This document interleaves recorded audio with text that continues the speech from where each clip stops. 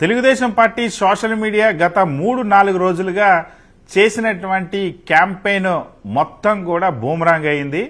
Telugu Desam party Saikrishna అంశం వెలుగులోకి వచ్చినప్పటి నుండి సాయికృష్ణ పోలీస్ టార్చర్ పైన వైఎస్ఆర్ కాంగ్రెస్ పార్టీ ప్రశ్నిస్తున్నప్పటి నుండి కూడా సాయికృష్ణ క్యారెక్టర్ని అసాసినేట్ చేయడం ప్రారంభించింది. సాయికృష్ణపై 23 ఏళ్లకి 22 కేసులున్నాయంటూ అది క్రిమినల్ అంటూ రౌడీ షీటర్ అంటూ రౌడీ షీటర్లకి వైఎస్ఆర్ కాంగ్రెస్ పార్టీ మద్దతు ఏంటంటూ విపరీతంగా ప్రచారం చేశారు. అంతేకాదు సాయికృష్ణ కుటుంబం దగ్గరికి వైఎస్ జగన్మోహన్ రెడ్డి వెళ్లిన తర్వాత కూడా రౌడీ షీటర్లను పరామర్శిస్తారా అంటూ తమ సోషల్ మీడియా ద్వారా తెలుగుదేశం పార్టీ ప్రచారం చేసింది. కానీ ఇప్పుడు తెలుగుదేశం పార్టీ చేసినటువంటి ప్రచారం అంతా కూడా ఇప్పుడు బూమరాంగ్ అయింది, బోల్తా పడింది. అది బోల్తా కొట్టించింది ఎవరో కాదు, సాక్షాత్తు ఆ తెలుగుదేశం పార్టీకి సంబంధించిన అధ్యక్షుడు ఆంధ్రప్రదేశ్ రాష్ట్ర ముఖ్యమంత్రి చంద్రబాబే.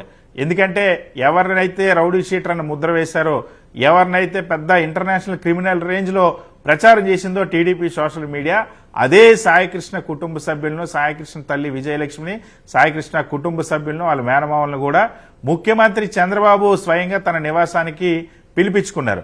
సో తన నివాసానికి పిలిపించి ఆ బాధితులతో మాట్లాడి, ఎందుకంటే వైఎస్ జగన్మోహన్ రెడ్డి వెళ్లి ఆ కుటుంబానికి అండగా నిలిచిన తర్వాత, ఆ కుటుంబానికి భరోసా ఇచ్చిన తర్వాత, ఆ కుటుంబం తరపున న్యాయ పోరాటానికి మద్దతు ఇస్తామని ప్రకటించిన తర్వాత ఇక ప్రజల్లో పూర్తిగా డ్యామేజ్ అయింది. కాబట్టి డ్యామేజ్ కంట్రోల్ కోసం ఆ కుటుంబ సభ్యులతో మాట్లాడాల్సిందని ముఖ్యమంత్రి చంద్రబాబు నిర్ణయించుకుని ఆ కుటుంబ సభ్యులు తన ఇంటికి పిలిపించారు.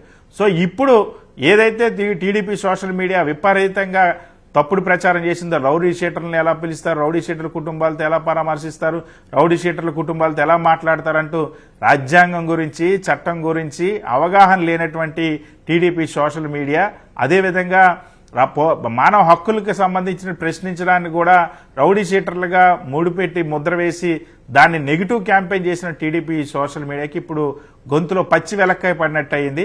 అదే ఏదైతే రౌడీ షీటర్ అని వీళ్ళు ప్రచారం చేశారో, ఎవరినైతే ఇంటర్నేషనల్ క్రిమినల్ రేంజ్ లో ప్రచారం చేశారో అదే వ్యక్తితో ముఖ్యమంత్రి చంద్రబాబు కూడా సమావేశం అయ్యారు. గతంలో కూడా తెనాలిలో జరిగినటువంటి పోలీస్ టార్చర్ ని వైఎస్ జగన్మోహన్ రెడ్డి ప్రశ్నించినప్పుడు కూడా ఇదే తరహాలో టీడీపీ ప్రచారం చేసింది. సో ఇప్పుడు ముఖ్యమంత్రి చంద్రబాబు కూడా ఆ కుటుంబాలని మాట్లాడిన తర్వాత ఇన్ని రోజులు క్యాంపెయిన్ చేసినటువంటి టీడీపీ సోషల్ మీడియా తలకాయలు ఎక్కడ పెట్టుకుంటుందో చూడాలి.